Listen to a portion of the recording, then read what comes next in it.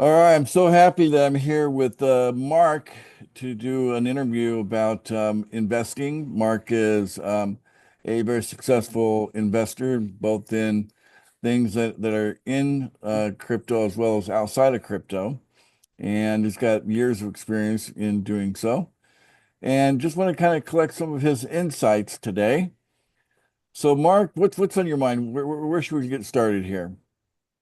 Well, first of all, Ace, thanks for doing this with me and allowing me to kind of share some of my experience. I'm not a professional investor of any sort. I've just done this for a long time. And in the world of crypto, I've been involved in it since 2019, and I've learned a lot. And one of the things that I've learned is a lot of people that are looking to get into crypto that don't really understand what it's about need help in that area. And I thought maybe I would explain a little bit of what that looks like. That'd be good. So, so crypto in it of itself is very simple, I tell people, but it's also extremely complicated. It's simple in the sense is it's just internet protocol. And I don't know if you've heard of internet protocol, the www dot whatever Hmm. page you're going to, HTTP, SMTP, which is Simple Mail Transfer Protocol, became huge back in the 90s. And these were protocols, which is basically software, that were written by college students to help the internet in its birth grow into what we deal with today. So, what SMTP does is Simple Mail Transfer Protocol allows you to write an email and send it to anybody in the world in 3 to 5 seconds, which is pretty astonishing if you think about it going around the world like that. And what crypto is doing, how that's going to change things, is our entire financial system is very old and outdated and needs to be updated. Oh yeah, for sure. Today, you can't send payments that fast to anybody, especially in any larger denominations.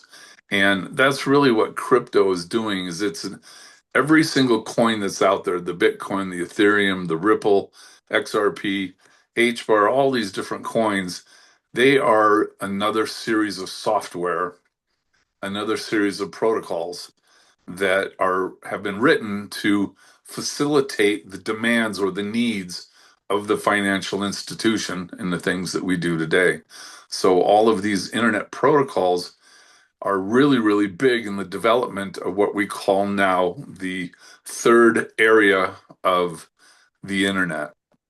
And it's becoming pretty apparent, at least to me, that these protocols are huge and they're going to have a huge impact. So, what do you think the future of that impact is? Just briefly go there for a moment. Well, the future is going to be quite unique, I believe.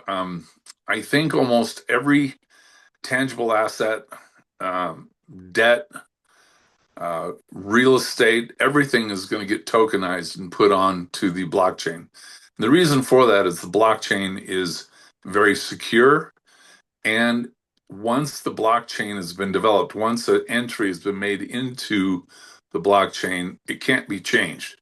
It's verified by groups of different people, and then it's put into what's called the ledger. And the distributive ledger is another huge part of the technology. But once it's in the ledger, it can't be changed. And that has a huge advantage to a lot of contracts that people have because it seems like there's always something nefarious happening with people in their contracts. It's like you said this and now you're doing this.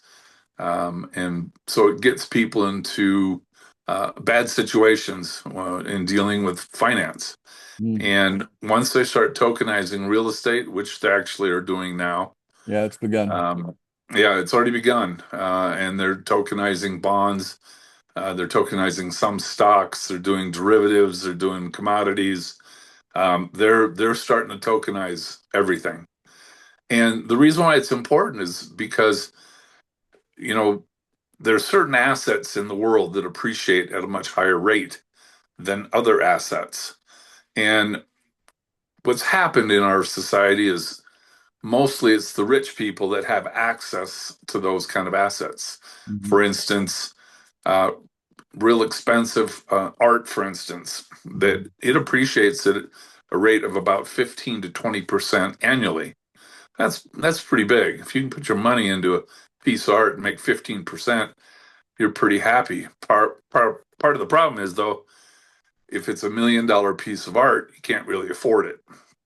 So Mhm. that's why the rich can afford these big pieces of art. Well, there's a company out there that is tokenizing art so that you can buy a $500, $600, $1,000, $10,000, $100,000 piece of that art in a tokenized asset. Yeah. Shared And then, ownership. Yeah. yeah, shared ownership. And then you can get the appreciation of the value of that 15%. If you wait a year and sell that $100 asset for $115, you just made 15 bucks on your $100. So it's going to allow a lot more of the general population to acquire these types of assets and appreciate the value. So it's not a fad. So some people think it still might be a fad. It is not going away. It's here to stay, and It definitely is. it's going to entrench itself even further into the Internet of Things. You know what I'm saying? So Yep. yeah, Well, everything has been essentially, we've been kind of a connected. cashless society for a while, with credit cards and everything. Right. Uh, People like to carry the cash around still.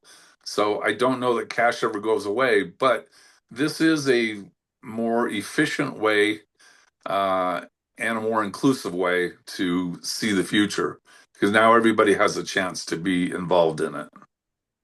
My favorite part about crypto is the fact that we don't technically need the third party in the middle of our transactions, like government, Exactly. like banks. We Yep. can do things between ourselves. And two people can come together and do a transaction, and and it could be across borders. I've seen articles and video clips of billion-dollar transactions taking place like on Bitcoin, for example, on the blockchain. And they happen within seconds, like any other. There's no difference in a billion-dollar transaction on Bitcoin than there is for a 10-cent transaction on Bitcoin. It's going to take the same amount of time. Yep. And it's pretty quick. Yep. And Bitcoin's one of the slower blockchains, by the way. It's probably the slowest by today's standards, And because and it's very expensive too. yeah, and it's expensive So compared to that's others. that's another aspect. But the thing is, it's here to stay, even though it's old. There's other things that kind of run on top of it. Like you said, there's protocols and there's layers to this. Yep, it So is. fast forward to now, as a person that's investing and wants to make money, knowing that this is the future, that everything we're going to touch is going to end up being tokenized. So then the money's going to be pouring into it. That's pretty clear, right? So Oh yeah, not no everybody's in doubt. crypto today, but at some point, at some point, no one's not going to be able to be not in it. You know what I'm saying? It's like, well, that's your money, Yeah, right? yeah, exactly. Well, So and the banks are trying to figure out how they're going to be involved in it at this point. yeah, So it looks like the banks are going to be able to custody your crypto. If you want to buy, you can buy crypto through Wells Fargo, through Bank of America, and just have it placed in your account. One of the difficulties in the crypto world is because it's so new, trying to figure out how to store all that data in your crypto and have easy access to it, taking it out of the exchanges and putting it into your bank, although not difficult, but you got to spend some time to learn what you're doing because if you make a mistake, it could be a very costly mistake. sure. But one of the things that's really important, I think, to realize in how it applies to today, and that is a little word called HODL, and that's HODL. And you'll see that in different places and you'll see it in different references. But basically, that just It's kind of means, like a misspelling of the word hold. right. But And that's exactly what it's supposed to do is just buy and hold. mhm. And I can tell you from personal experience, I've been doing this since 2019, and that's what I've been doing is buying and holding. I've done that for almost 6 years now, or actually over 6 years. Can you share And a couple of success stories? Like, specifically, you started with this amount of money and put it in. Do you have anything you want to share specifically? well, there hasn't been any great triumph, only in the sense that buying it over a period of time, every year, every month, investing a little bit here and there, I've been able to accumulate quite a few shares and coins. For instance, I can share that I have in H bar, for instance, I have uh, well over 100, 200,000 H bar, and my cost average on that is about 7 cents Wow. because I bought it so long ago that, and today the value is at 20 cents. So I've definitely made a little bit of money. Same thing with, And I've seen some predictions on the H bar. Where's the middle ground on those predictions where it's going to go in 1 or 2 years? well, based on current analysis, which is the technical analysis, there's a lot of chart guys out there that look at this stuff on a daily basis. And, they believe that it's in the neighborhood of $5 to $7 a coin this year. Wow. Um, This year, 2025. in 2025, yeah. Wow. And And by you got in on an average of 7 cents. Yeah, hundreds of and thousands of these. yeah, it's 7 cents. Well, I'd say that's a good success story. And how long have you been accumulating H bar for a while? How long you been in it? I started accumulating that about 4 years ago, Wow. and I've been accumulating XRP and a few other coins even before that. So Yeah. it's just been a long journey, and then finding out more about what these protocols do. And one thing to understand is that it's really important to find a coin, as they're called, that has utility.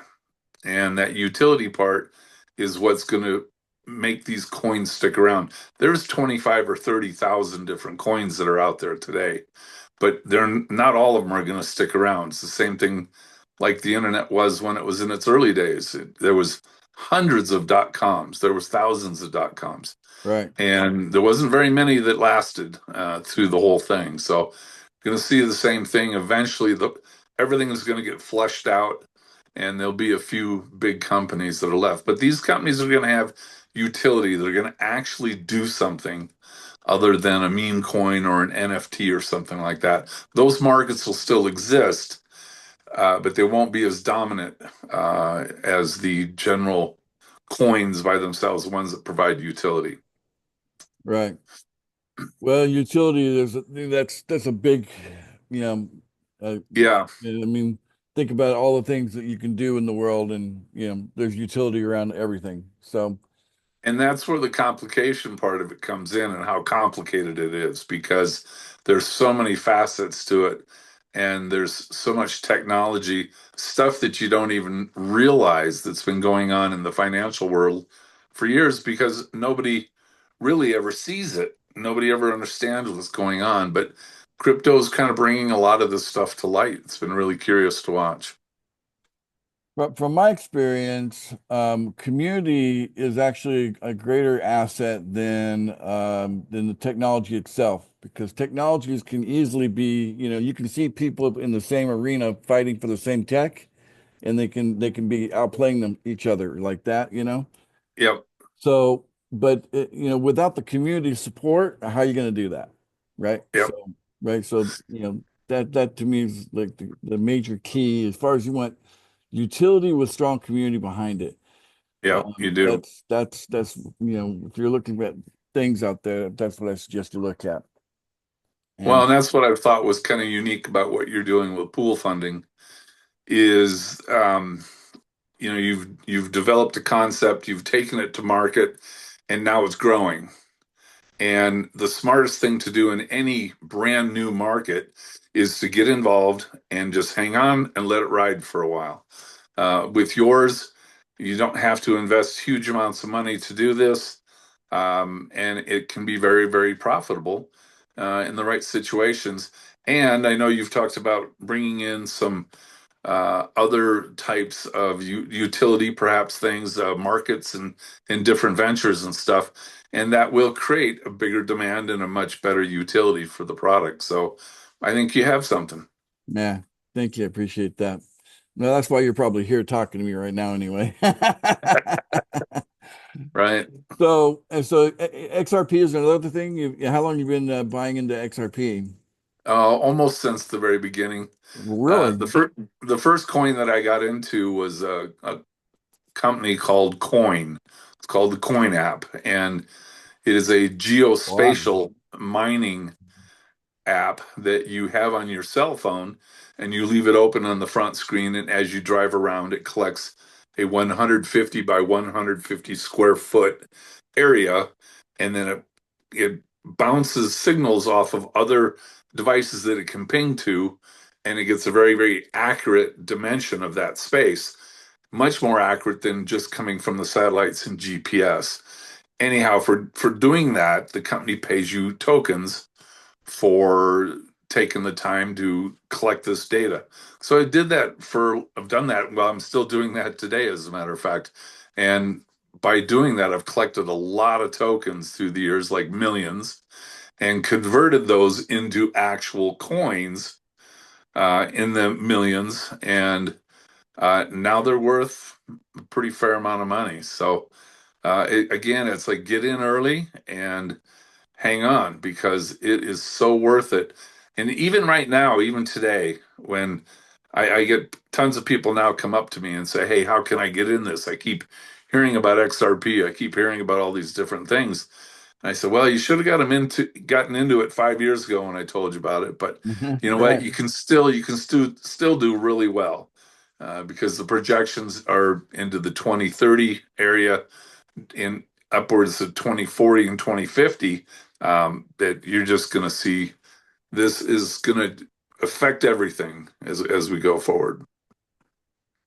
Exactly. Yeah. So, okay. Well, anything else you want to add before we conclude the interview today?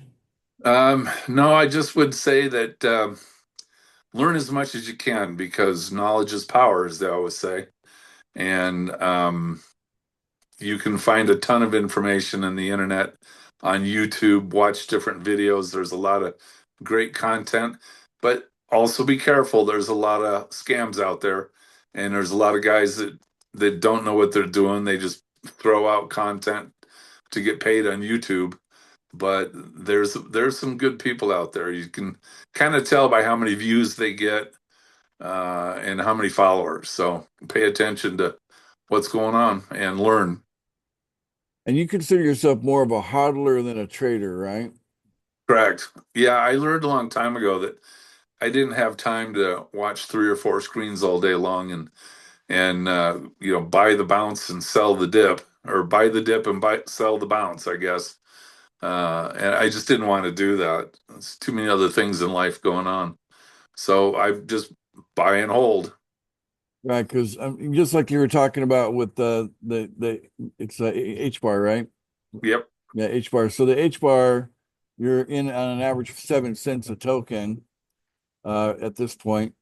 I mean, imagine if you had sold some of them that were when they're below, 7 cents, you sold them at the 6 or 7 cents, and Hmm. then you knowing where it's going to go this year in 2025, that could be $6 or $7 by the end of the year. That's they've got projections like that.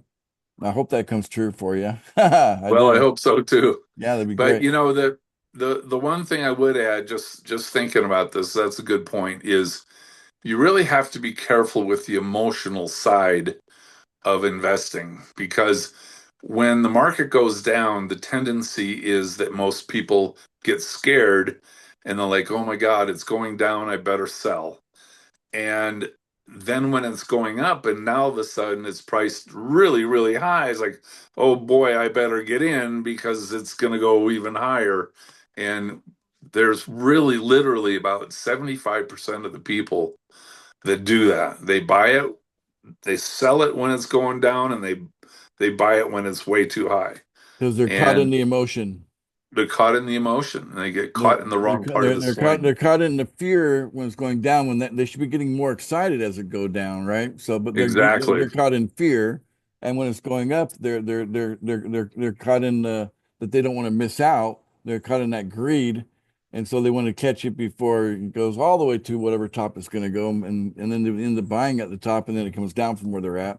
So they're buying at the wrong time and they're selling at the wrong time because the Yep. emotions are driving the trades. Yep. They are. Whereas better be unemotional about it, buy, hold, sit on it, wait and see, and just Yep. have a long term thing. Don't think in terms of weeks or months, think in years when it comes to Yep. accumulating these kind of assets.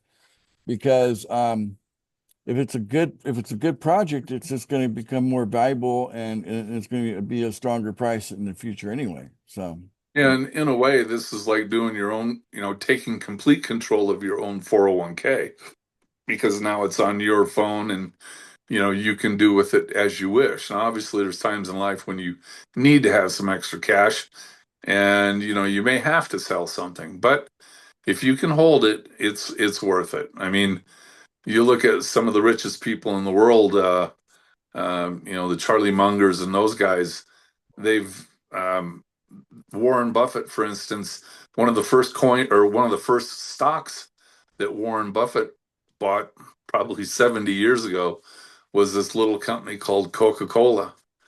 And he still owns those stocks today. the original, yeah. The original stocks. Yeah, he still owns those shares. And that just made his portfolio huge because look at the value of it today. It's remarkable. Yeah, and never forget about one other principle. I'll just throw this one little teaser in there. Maybe we'll have another, time we can get together and talk about this. But there's a little principle called OPM, other Yep. people's money. So Other people's money. you bring up Warren Buffett. So he's got Coca-Cola. He's got an asset. He doesn't have to sell the asset. He can borrow against it. You know, Right.